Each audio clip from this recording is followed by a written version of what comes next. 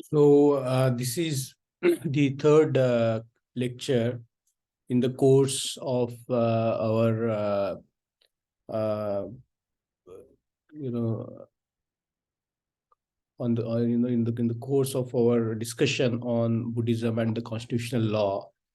And today and the next class onwards, we are going to reflect upon what is called the constitutional history of India and the role of Dr. Babasaheb Ambedkar and the social philosophy and Buddhism. So we are going to link up these four domains together to get grips of the Buddhism and the constitutional law in the context of India, and we will be doing it in the course of the next two classes. So whenever we are talking about the constitutional history of India, we have to go back to the British Empire and the beginning of the British Raj after the 1857 mutiny. And that was a time when the control of the politics of India was taken over by the Queen, by the Queen's proclamation of 1858. Before that, the political power to govern India was vested in the hands of the East India Company, and it changed after 1857, and the direct administration of India was taken over by the Queen and the British Parliament. And since then, we have seen the beginning of several constitutional reforms in India. But we are going to skip a major part of that reform, and we are going to come directly where Dr. Babasaheb Ambedkar started intervening in the constitutional history of India, because that's the point which we have to bear in mind, the role of Babasaheb Ambedkar in the constitution, in the making of the Constitution of India, because most of the times we begin to think that that role began in 1946, but such is not the case, because the constitutional history of India goes back to 1858. So while we look at the constitutional history of India, during the First World War, the British needed Indian support for the war efforts, and that was a time the British government declared that the Indians will be given the right of self-governance. And before 1917, if the Indians demanded the right of self-governance, that was considered to be seditious. That was considered to be against the country. That was considered to be the treason. But after 1917, what is called the August Declaration of 1917, the British came out with this declaration that the Indians will be given the power to self-governance gradually. And therefore, the self-governance means the power that will be vested in the hands of the Indian was to become a reality, gradually. And why 1917? Because that was the time the First World War was going on, as I said. And in the First World War, the needed Indian support, and therefore they came up with this August Declaration of 1917, and they granted that the Indians will be given the right to self-governance progressively. In order to give more constitutional powers to Indians, more political power to Indians, the government came up with a commission called Southborough Commission. And that Southborough Commission is the first record or evidence where Dr. Babasaheb Ambedkar has given the evidence before the Southborough Commission, which is a sort of the constitutional demand that Babasaheb Ambedkar put forward to safeguard the interest of the depressed classes.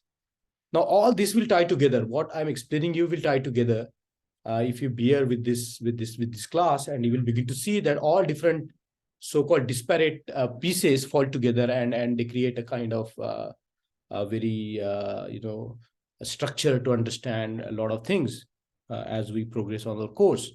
So in 1917, Babasaheb Ambedkar put a demand before the Southborough Commission for the more representation of the of the depressed classes. So that's 1917, and the 1917 August Declaration came up with the British a declaration saying that the Indians will be given the right to self-governance. And that was to get India's help in the war efforts of the British during the World War I.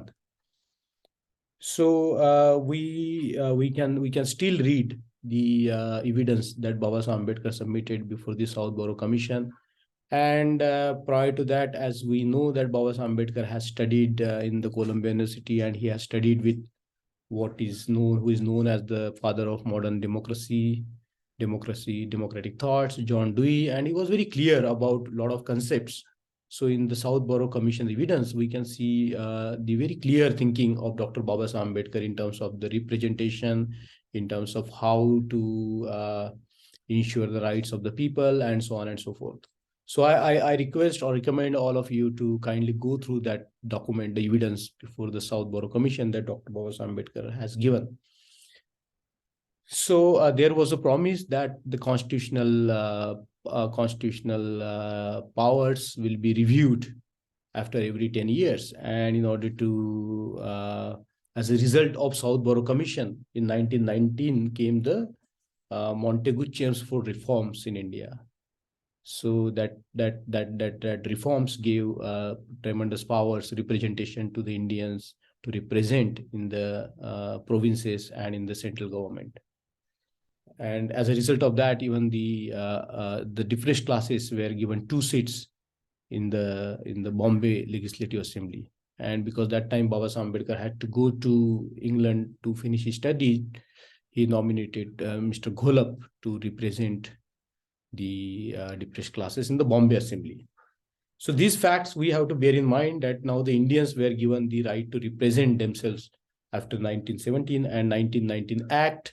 Montagu-Chelmsford made it clear that the Indians will have the representation in the various assemblies and in the various government bodies. So there was to be a review which was to take place after every 10 years. So in order to review the Montagu-Chelmsford reform, a commission came to India called the Simon Commission. And the duty of the Simon Commission was to study the working of the previous Government of India Act of 1919, and to come up with a new sort of revised constitutional law in India. And therefore the Simon Commission came to India, and the Simon Commission went all over the country, and it produced a report, a white paper. And that white paper was to be discussed in England, and as a discussion over the white paper which the Simon Commission came up with, the roundtable conferences took place. And we know that that was a period in 1930s, 31, 32, that the roundtable conferences took place, and Dr. Babasaheb Ambedkar played a very important role in the discussions of the roundtable conferences. And that roundtable conference has given the rights to the depressed classes to represent themselves.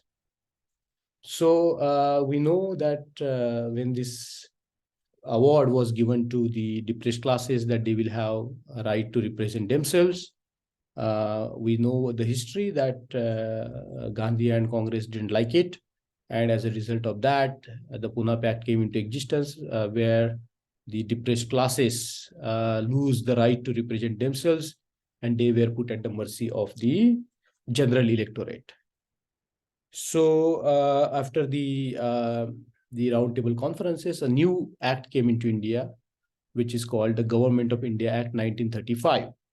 And we have to bear in mind this constitutional history because it ties up with our topic.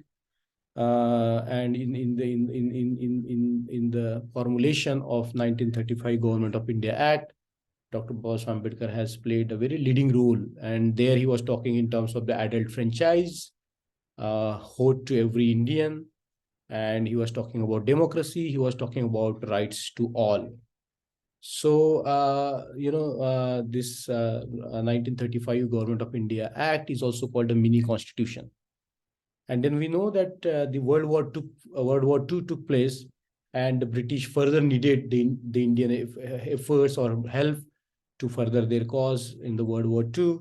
So they came up with further sort of incentives to the Indians in terms of what is called the August Offer of 1942.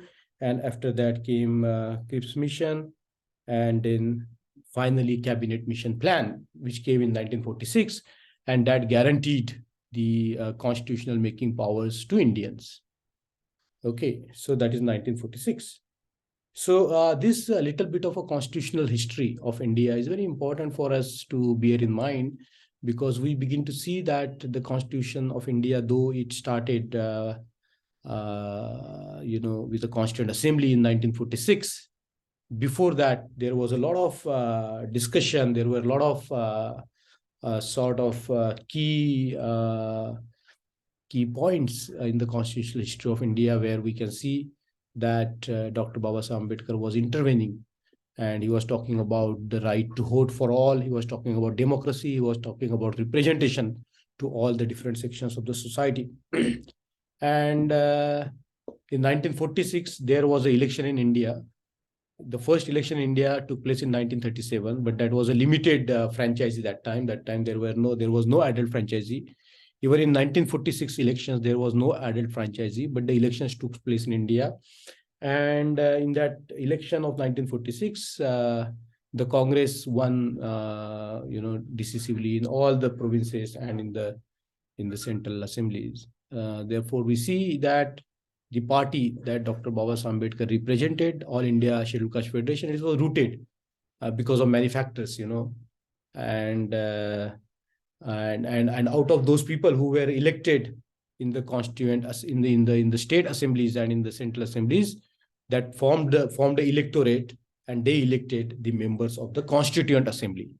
So the Constituent Assembly members were elected by the provincial assemblies, and that's how the Constituent Assembly came into being. Dr. Babasaheb Ambedkar was not elected before, but because of the efforts of Jogendranath Mandal, Dr. Babasaheb Ambedkar was elected from Bengal as a member of the Constituent Assembly. He was the only member of his own right, and he was the only person who was representing the interest of the depressed classes and the backward classes. Now, this historical background we need to bear in mind, because in this course we are not going to look at the constituent assembly debate, because they are very huge in number, but we are going to look at some of the key speeches of Dr. Babasaheb Ambedkar in the Constituent Assembly and some of his writings, so that we begin to understand the relationship between Buddhism and constitutional law. So as I was elaborating that we have to understand that the Constituent Assembly of India first assembled on the date 9th December 1946. So that was the date on which on 9th December 1946, the Constituent Assembly assembled for the first time. And Dr. Babasaheb Ambedkar was a part of it, or a member of it. And it happened so that Nehru put a resolution, the 8-point objective resolution, giving the sort of pointers to the future constitution of India, and in that Constituent Assembly, there was a debate on the Nehru's resolution, and there was the member of the Constituent Assembly, M.R. Jaikar, who countered the objective resolutions put forward by Nehru, and he was pleading that time India was not partitioned. So he was pleading that if the Muslim League doesn't join the Constituent Assembly, the constitution will not be legitimate. And the Muslim League, of course, boycotted the Constituent Assembly of the United India. That time, the India was United India. It was not yet partitioned. So there was a debate on the Nehru's resolution in the Constituent Assembly, and Dr. Babasaheb Ambedkar, as I said, was the only member of his own right in the Constituent Assembly, and he also gave his name to give a speech in the Constituent Assembly. His turn was not to come on that day, because I think that speech of Dr. Babasaheb Ambedkar of 17 December 1946 is of a tremendous importance, because that speech was made extempore. Dr. Babasaheb Ambedkar didn't prepare for that speech, but if we listen to that speech even today, we can see the power of man, and we can see his deep love for this country. And I would say that speech of 17 December 1946, which Dr. Babasaheb Ambedkar made in the Constituent Assembly, has changed the course of the history of our country and of the democracy in this very country. And as I said, that speech is available in the written form, but also we can listen that speech, because some part of it is recorded and it's available. So I recommend you also to listen to that speech of 17 December 1946, because that time Dr. Babasaheb Ambedkar was just the member of the Constituent Assembly, and that speech changed everything. And the points that Dr. Babasaheb Ambedkar has made in terms of in that speech are worth going through again and again. But I'm not going to go into that, because it doesn't pertain much to the discussion that we have in hand. But there Babasaheb Ambedkar is talking about rights versus remedies, and he is saying that even if we guarantee the rights to the citizens, if we do not provide the remedies to ensure that those rights are enjoyed by the citizens, then those rights are useless. So what Babasaheb Ambedkar is trying to say there is that the rights without remedies is of no use. And we know that in the future Constitution of India, Babasaheb Ambedkar has provided remedies to safeguard the rights of the Indian citizens. Then he is talking about economic, social, political justice, and how that social, political, and economic justice can be ensured to the Indian citizens. And we have seen that that has become the part of the Constitution of India. More importantly, Babasaheb Ambedkar has talked about the unity of the country. And I think that is the point that has turned the whole assembly in favor of Dr. Babasaheb Ambedkar, where he talks about power versus wisdom. He says that, more than power, what is needed is wisdom. And by wisdom, he means that the ability to steer through the current situation that India was facing that time. That time, India was facing a civil war-like situation. And even the members of the Congress party were of the view that the war will be the solution, that the war against the Muslims will be the solution. And that was the situation of the country. And Dr. Babasaheb Ambedkar said that we do not have to use power or force to make people join the Constituent Assembly. We should use the wisdom. And while making this point, Dr. Babasaheb Ambedkar says that anything that we try to change with force, that very force, when acted upon on that thing, changes that very thing. Isn't it? So he says that the force can be temporary, force cannot be permanent, and that has been his point for all the time. So instead of power, Dr. Babasaheb Ambedkar recommends wisdom. And instead of war, Dr. Babasaheb Ambedkar played for what is called the peaceful means. So that speech of 17th December 1946 has changed the entire atmosphere of the Constituent Assembly. And Dr. Babasaheb Ambedkar came to know, he was already familiar, he was already famous as a man who was a constitutional lawyer, who has read so many things, and who could argue, because people have seen his power in the roundtable conferences where Dr. Babasaheb Ambedkar has talked about so many different topics pertaining to the future of a country, that at one place Dr. Babasaheb Ambedkar has said that in the future when the people evaluate his life, they will find that he was the greatest of the patriots.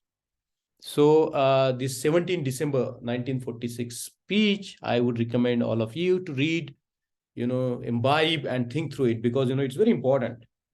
And then Babasaheb Ambedkar was chosen as the chairman of the drafting committee of the Constitution, and Dr. Babasaheb Ambedkar helped to draft the Constitution of India.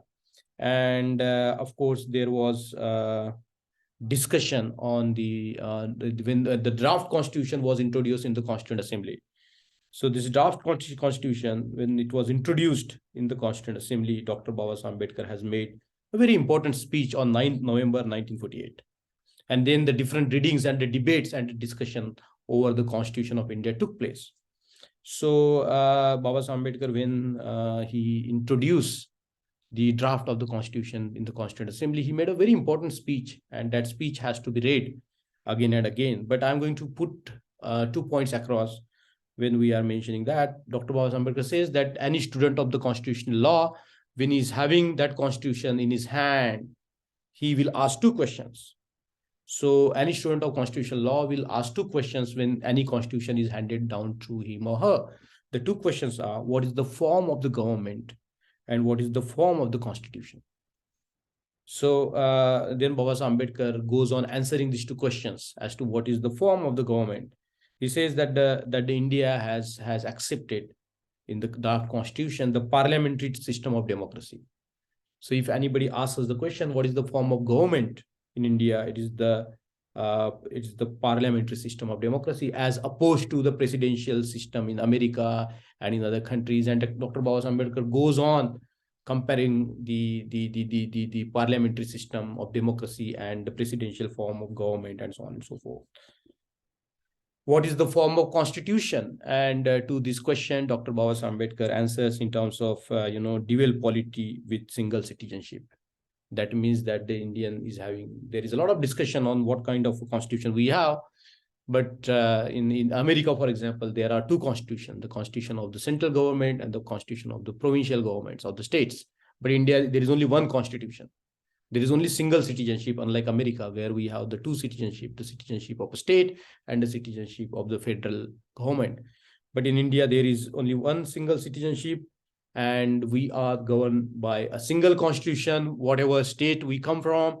And we know that the states have certain powers, the union government has certain powers, and the powers which are not covered, they are residual power, which are in the hands of the central government. So we see that Dr. Babasaheb Ambedkar has put forth, as a student of constitutional law, what is the form of the government in India and what is the form of the constitution. And he answered these 2 questions very well. And he has gone into length of various issues in the draft constitution. And that draft constitution was open for debate and discussion in the Constituent Assembly, but it was also thrown open to the general public so that they can comment upon. So we have a draft constitution, and then it was open for citizens to comment on, to provide their insights. And the constitution was discussed and debated in the Constituent Assembly for a long time, and finally it came into shape on what is called the 26th November 1949.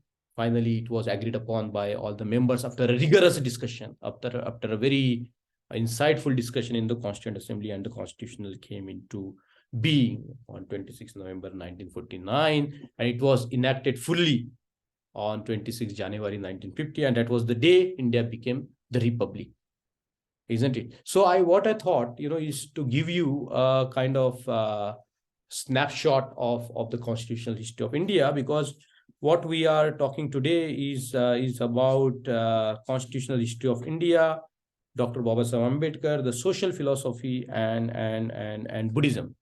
So these 4 points I'm going to club together, but just bear in mind this brief constitutional history of India and the role played by Dr. Babasaheb Ambedkar in it. So, Babasaheb Ambedkar has talked about, the constitution before the Constitution of India came into being. And he was talking about, he has written his own constitution, which is known as State and Minorities, which is much more deeper a document if we think about it. Because in the constitution that Dr. Babasaheb Ambedkar has written, he was first time going to ensure the economic rights to the citizens of the country. But somehow that couldn't come into being.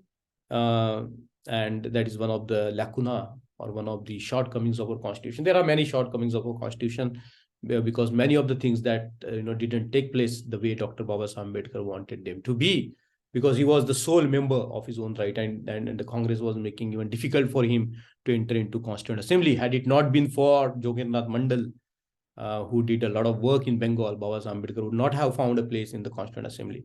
and the history of India might have been different. So what I'm going to do now is going to talk about the core philosophy of Babasaheb Ambedkar and going to correlate that with Buddhism and the constitutional law. And then I'm going to take a pause there. So for example, Dr. Babasaheb Ambedkar has always been arguing in terms of the freedom of country versus freedom of the people of the country.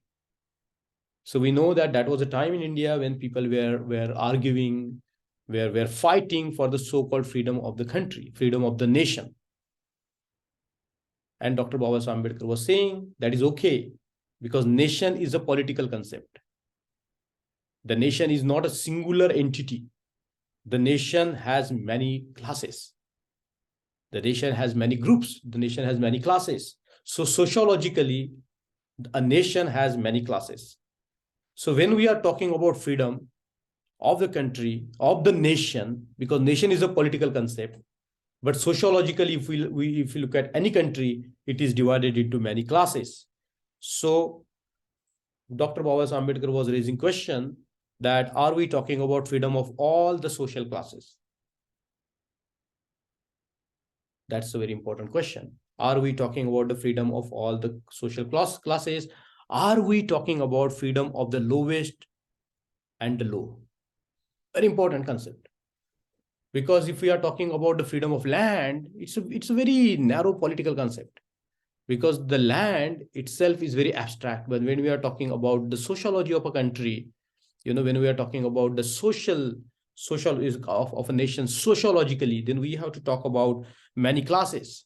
And when we are talking about the freedom of a country from the sociological point of view, are we talking about the freedom of all the social classes? What about the freedom of the lowest and low? Please bear these two concepts in mind because they are very important. Freedom of country or the freedom of the people of the country. Two different things. And two important things, and we have to bear this distinction in mind. What are we talking about when we are talking about the freedom? Are we talking about the freedom of land, or are we talking about the freedom of the people? And the concept of nation, as we will see as we go along with the course, is a very different concept altogether. It is not just about the land. The concept of nation is tied up with the people. And if we look at the Constitution of India, it begins with we the people of India.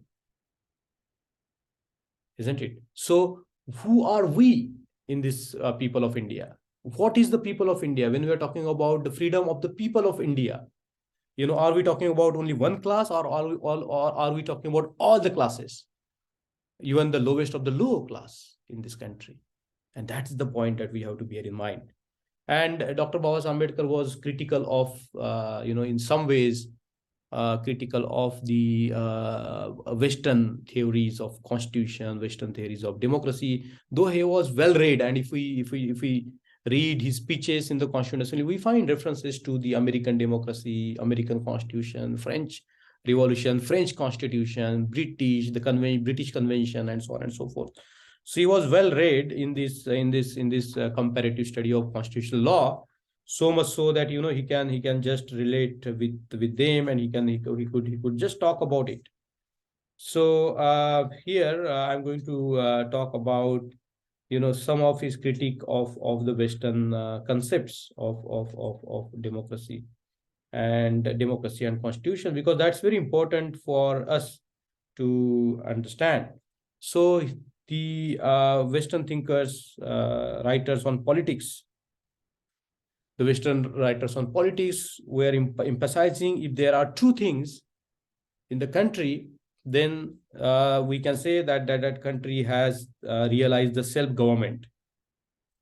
So the first factor that the Western thinkers or Western writers on politics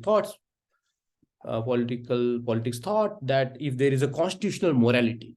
Now this concept we have to understand, the constitutional morality. If there is a constitutional morality, then we can say that there is a self-government. And what is the constitutional morality? So I'm going to read it through, and those who are taking the notes, please take them down. What is the constitutional morality?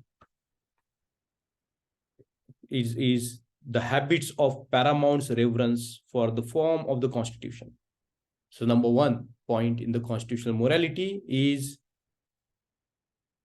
reverence for the form of constitution, enforcing obedience to the authorities acting under and within those forms. So the constitution provides different forms. There has to be a reverence for the different forms that the constitution provides. And there should be the enforcement of the obedience to the authorities acting under and within those forms. 8, combined with the habit of open speech, of action subject only to definite legal control and unrestrained censure of those very authorities as to all their public acts combined. 2, with a perfect confidence in the bosom of every citizen, admits the bitterness of party contest, that the forms of constitution will be not less sacred in the eyes of his opponents than in his own. So sacredness of constitution, that is called the constitutional morality, that the people, the political parties believe in the sacredness of the constitution and they revere the form of the constitution. They are obedient to the authorities that has been produced by the constitution. And there has to be an open speech and there has to be a scope for action subject only to definite legal control. So you see, this is what the Western thinkers on democracy thought, that when there is a constitutional morality, there is a self-government, there is a democracy, and that is the ideal realization of democracy. That's number one point. The second point the Western thinker thought is that there has to be the universal adult franchise. Universal adult franchise means one person, one vote. So there has to be this right to vote for everybody. So if these two conditions are met, then there is a democracy in that country.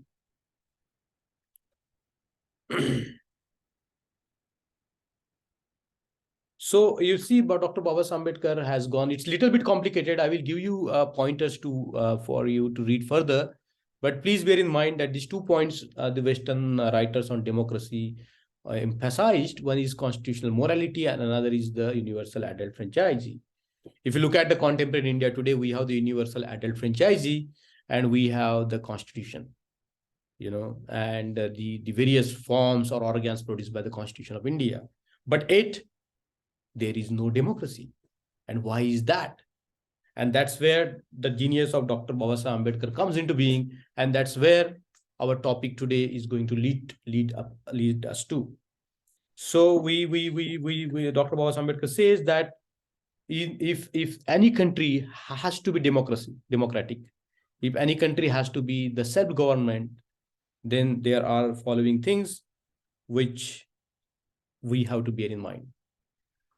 So number one, if in that country there is a governing class, if in that country there is a governing class, then it's antithetical to the democracy. Even if the constitutional morality or the universal adult franchise is of no consequence, if in that country there is a governing class. Second point is the governing class is is incompatible with democracy. So wherever in any country there is a governing class, it's incompatible with the democracy. There cannot be a democracy in that country.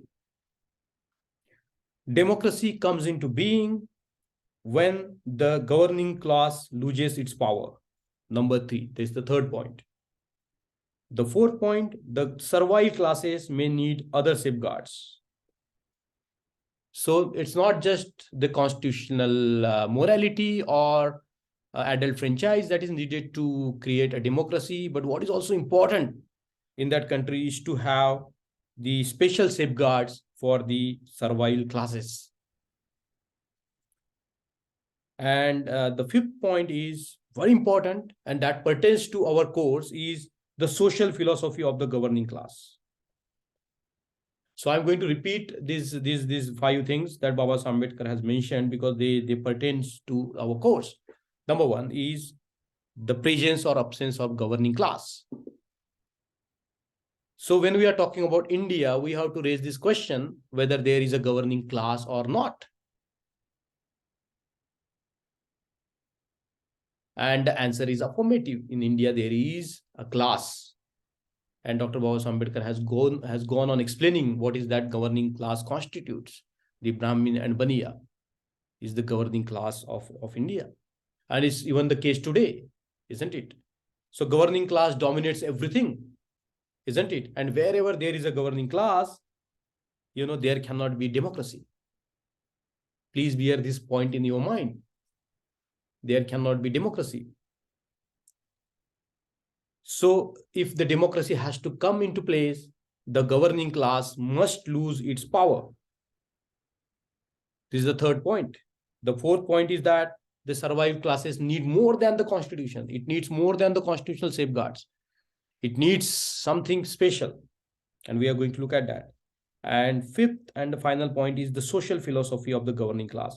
So we have to find out what is the social philosophy of the governing class. So what is the social philosophy of the governing class of India? It is Brahmanism. It is the inequality. It is the supremacy of one class of people over the another classes of people rather.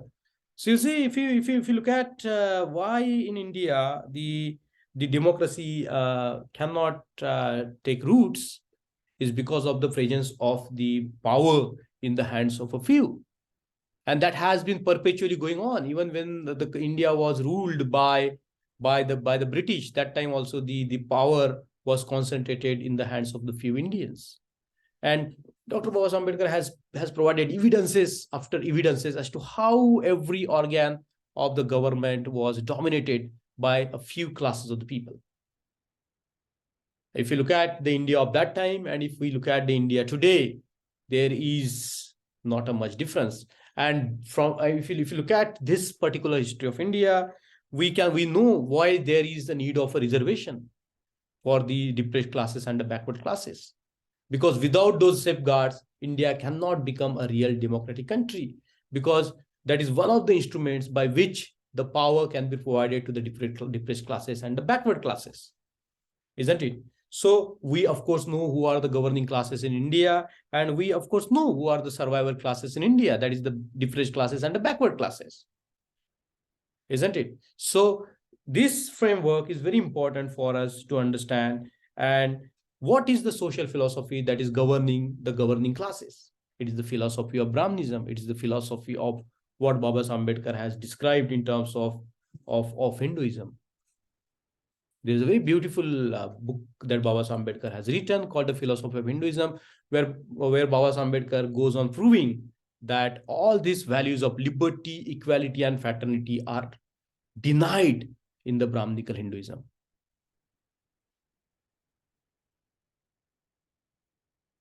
There's a very profound sort of analysis of Babasaheb Ambedkar. It's very true that, if you talk about liberty, then what happens?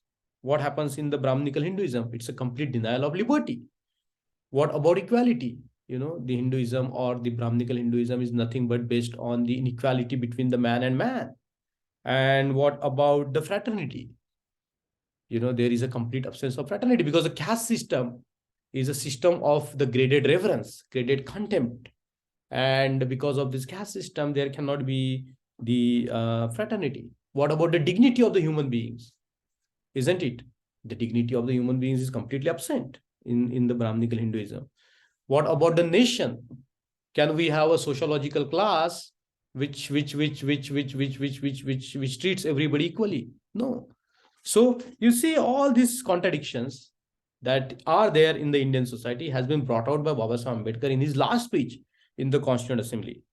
So the social philosophy of the governing class is the leading philosophy of the country, isn't it? People believe in the caste system. People believe in superstitious ideas. So the constitutional morality and the universal adult franchise, even if it is there, for example, it is of no consequence in producing the democracy in this country.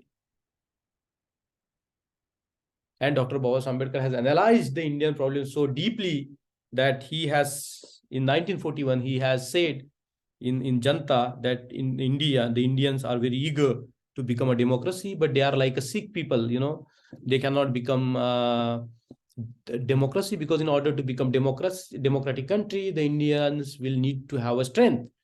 But because we are the sick people, our stomach is completely gone bad, and we need to clear our stomach to become healthy. And he said that the Brahmanism has spoiled the body politic of a country, And the only doctor who can give the medicine to Indians is the Buddha. Very important. He says that the Buddha is the doctor who can clear the body politic of India. And he says that the Indians need to chant this greatest mantra, the Maha Mantra, Buddhang Saranam Gacchami, Dhammang Saranam Gacchami, Sangham Saranam Gacchami.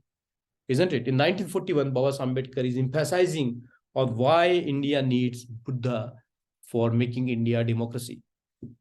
And when he's talking about his social philosophy, he's talking about what is his social philosophy. Because the social philosophy of Brahminical Hinduism is based on inequality. It's based on contempt of the human beings. It's based on the hierarchy of the human beings. And that's the social philosophy of Brahmanism. It's completely antithetical to liberty, equality, and fraternity. And then Babasaheb Ambedkar has made a very important point in the 1950s. He says that, my social philosophy can be enshrined in 3 words: liberty, equality, and fraternity. And let no one say that I have taken this philosophy from the French Revolution. I have not taken it from the French Revolution, but I have taken it from my master, the Buddha. So you see, what is the social philosophy? What is the governing philosophy of this country? What is the social philosophy? What is the political philosophy? What is the economic philosophy? These are all important points, and the way Dr. Babasaheb Ambedkar has tied them to the Buddha and Buddhism, that we have to understand. So I'm not, going to go into more complex ideas today, but I'm just going to summarize what I have been talking in this class.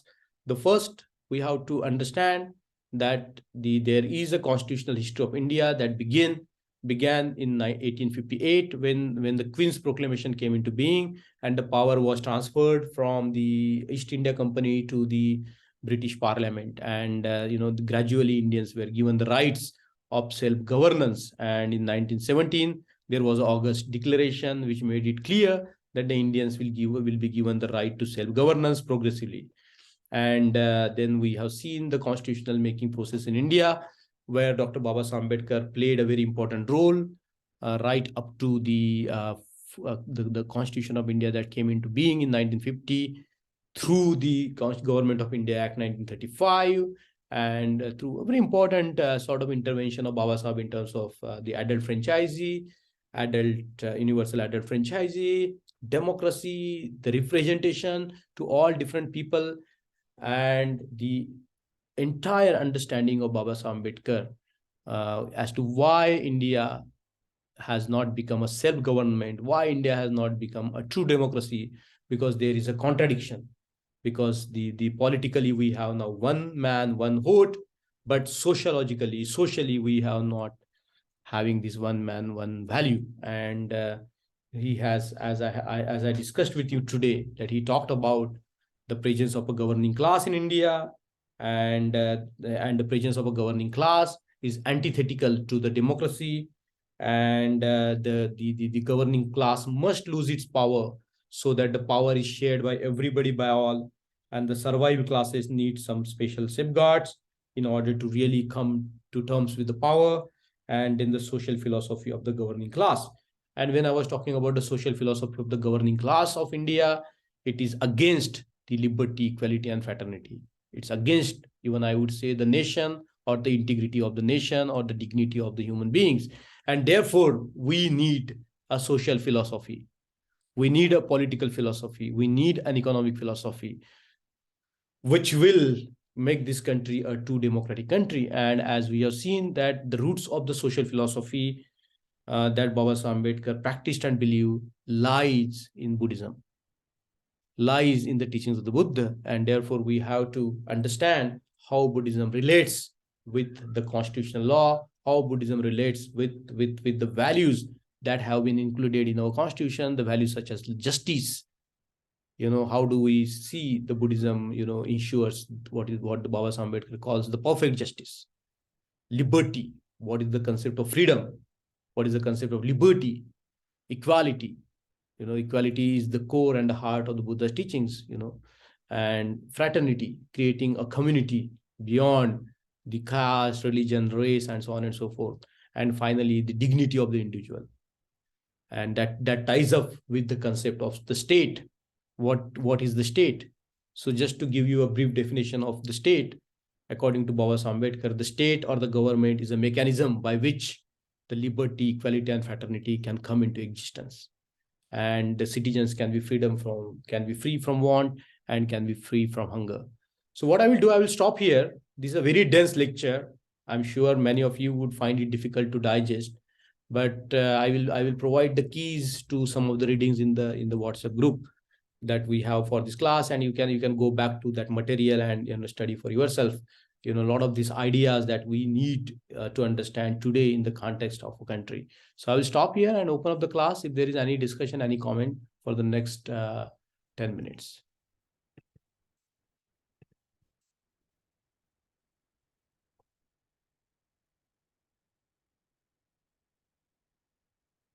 Yes, Dara. Evening, sir. Sir, am I audible? Yes, please.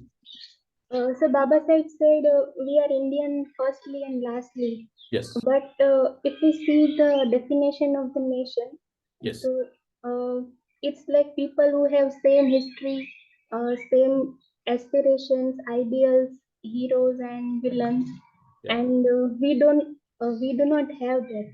Yes. People have different heroes and villains. Yes. So how are we Indians and what makes us a nation? See, as far as the nation is concerned, when we look at it from Babasaheb's perspective, we are a nation in making.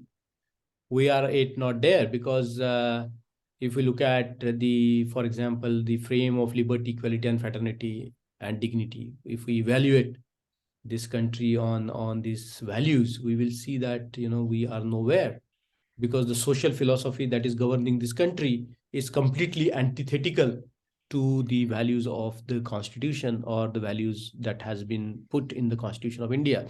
So how to become a nation? How do we become a nation? That is the more important question. Do we become nation because some document says that we are nation? No. That's what Babasaheb Ambedkar says, that constitutional morality is important, universal adult franchise is important, but that's not enough. If all the organs of the government, all the resources of the government are cornered by a class of people, isn't it? So we have a long way to go. We have a long way to struggle in order to ensure that the power is distributed among all, and there is an ethical, moral democracy, isn't it? Because on one hand we have a political democracy because we have one man, one vote, but do we have moral democracy? Do we have social democracy? Do we have economic democracy? Because as Baba Ambedkar says that without social democracy, we cannot have a political democracy, we cannot have economic democracy. And what is social democracy? And while defining social democracy, Baba Ambedkar has looked into Buddhism, metta, a shield. In other words, treating one other human being just as we will treat our own selves, isn't it? So metta is the foundation of social democracy. Where is the metta in this country? So we all have to think about these social philosophies that are governing in this country, and that's why you know um, we can have common ideals, common models, and they are important for a nation to be a nation. But what is more important is the governing values in the country, the dominating values in the country. So we have to examine what are the dominating values in this country, isn't it? Are these values producing community? Are these values producing equality? Are these values producing liberty? Are these values producing dignity of the individual? Isn't it, Dara? Right. So, Okay. so we are nation in making, Yes, yes. and we have to strive hard to make this nation a real nation. Okay. Thank you, sir.